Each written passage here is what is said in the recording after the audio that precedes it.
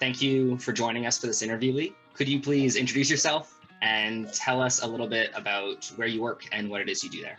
My name's Lee Freiburger. I am a senior scientist at the company called Zymeworks. It's a clinical stage biotech company located in Vancouver. It focuses on the development of biotherapeutics. In our case, our primary focus is the treatment of cancer. Around 400 people. It's located in both Vancouver and Seattle. I'm responsible for a lot of early stage projects. So starting at the very early proof of concept phase, pushing through the pipeline.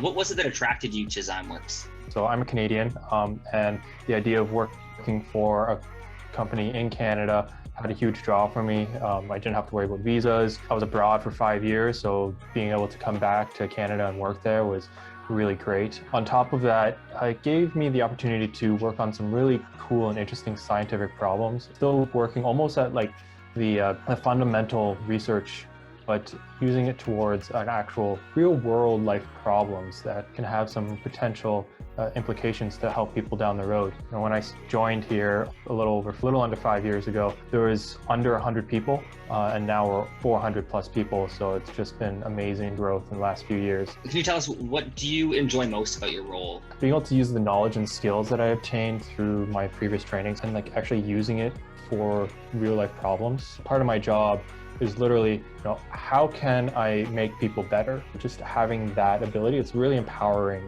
Can you tell us what lab were you a part of?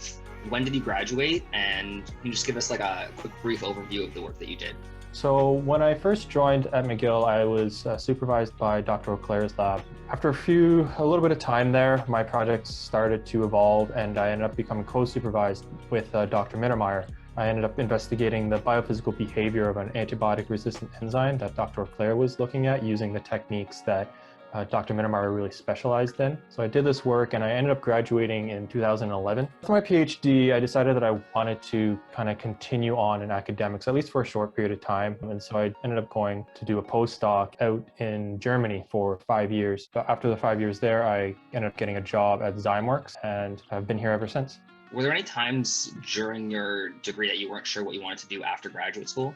I always kind of knew that I wanted to do a postdoc. For the next stage after that, I wasn't totally sure.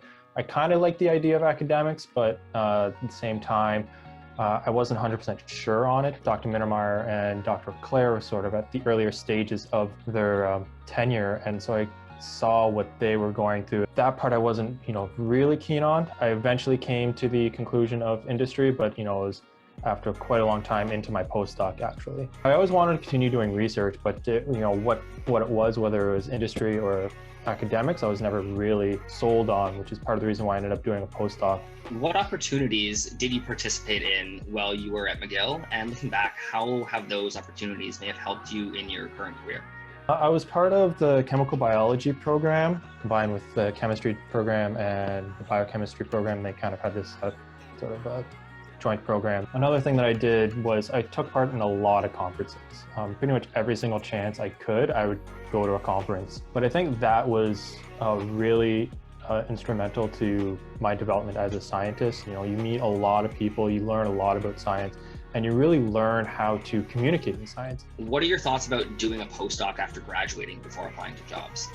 To really know what you want to get out of your postdoc, just doing a postdoc for the sake of postdoc is not necessarily beneficial. Being a postdoc for a few years, it will not be counted against you, depending on if you're given extra responsibilities or if you learn new skills outside of your PhD, that can really help. If you end up just postdocing for something like 10 years, something like that can start to look bad and not actually benefit you. So what sort of skills do you think are underdeveloped in graduate school that are critical in an industrial R&D job? The most critical one, and the one that is pretty much no graduate student actually learns or does, is project management and planning. You start a project, this is what we're going to do, this is the schedule that we're going to do it in, and it really sort of focuses things and keeps the project moving forward. And of course, those irrelevant questions can sometimes actually be quite relevant, but you have to have a reason for going that way. A question does come up, then you have to come up with a new plan and explain why you actually want to proceed this plan, not just because it's, oh, this is interesting, let's look at it. How do you think that grad students can sort of develop those skills? They have to really work with their PI to build out the project plans, look forward to be like, okay, what am I trying to get to? If I'm trying to write a paper, what are the key experiments that I need to write this paper? Figure out, okay, this next month, this is what I'm going to do. This next month after that, this is what I'm going to do. Have kind of a high level plan. Develop goals. What are you trying to do this year? What are you trying to do this month? Having these kind of goals gives you something to work towards instead of just kind of floundering in the dark. What is one piece of advice that you would give to new graduates that are interested in applying to Zymeworks? Practice science communication. Being able to talk about what you do is more important than anything else. It doesn't matter how smart you are. Often in industry, you're coming in and you're in for almost an entire day meeting multiple different people, asking you multiple different questions about science. And you have to be able to explain yourself and tell them what you know. So we ended up passing on these candidates, which could have been really great people, but unless they show us what they know, we can't do anything with it. Can you tell us about the ways that Zymeworks supports its employees as they look to develop their skills? So one of the things that Zymeworks has is allowances for personal development courses. So I have a certain amount that I can spend each year on any course I want that I can declare being some kind of personal development. So whether it be some kind of project management course, leadership style course, looking into investing in scientific skill sets, anything like that, I can use this allowance to do that for.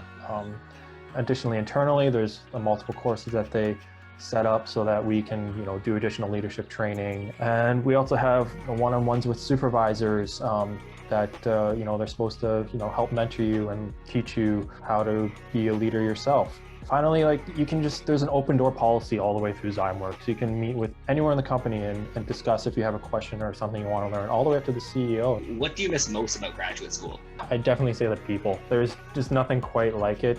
Grad school's a grind, and you're surrounded by a lot of people who are also going through this grind with you, and so you get this camaraderie that naturally just fuses together, and you just meet some really great people. The number of times where someone in the middle of the afternoon will be like, hey, let's grab a beer at the Thompson House. And you'd be like, yeah, that's a good idea. And then you go down the hall and it's like, hey, we're grabbing a beer at the Thompson House. You want to come? And then suddenly there's like 20, 30 people all heading to the Thompson House after work. You don't really get that as much at industry. Everyone's just like, they clock out, they go home. I have family home. I can't just take off to whatever local watering hole is anymore. I kind of miss that aspect of it. Thank you for taking the time to be a part of this interview, Lee. We really appreciate it.